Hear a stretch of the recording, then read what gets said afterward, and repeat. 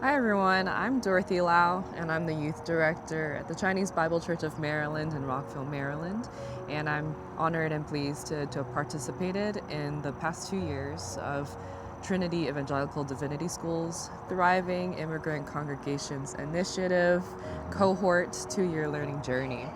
And a couple of insights gleaned from our participation, I would say for one, at least for me, is certainly finding that there is so much capacity and potential for relationship building and leadership development within the efforts of creating and facilitating more relationship building.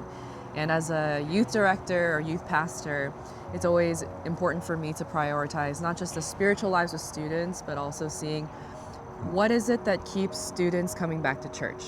Other than their own relationships, a lot of it is actually building a web and a network of relationships with persons aside from those in the youth ministry.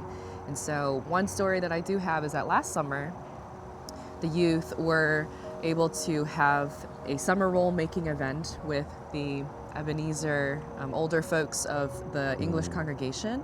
And it was a 2-hour event that involved food, and Pastor John was also there, as were even my parents who don't go to my church, at least not now. But we were able to create some of those relationships, and there are 3 times as many older adults as teens, but we saw that the teens felt loved and cared for, and they were starting to build connections that have now sustained them even a year later.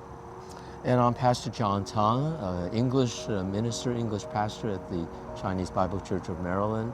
When we started TICI and began to explain this to our people, we did get 1 or 2 people approach us saying they don't think it'll work. Now, I was a little confused. They didn't tell me that. I heard it from some other staff members on the committee. I think they said that because based on some bad experience they had trying to bridge generations in their previous churches. So they carry this idea it won't work in an immigrant church. But in reality, what I found out in our church was that actually our people were very excited and open to doing something like this. Because every Sunday we're in the same campus, but we meet in different rooms, and they're age separated, language separated. But then when we began to share this, like, let's try this, I found actually, for the most part, tremendous openness and interest to try it. And then once they tasted some of the benefits of this, it's like, can we do more? So that was a pleasant surprise. And I think it gave us also as church leaders greater confidence that we're on the right track. You're always going to have some detractors, but for most people, this was something actually a forward step, not a road that's going to lead to greater conflict or so forth. And I have to say, TICI really prepared us well to anticipate some possible hindrances.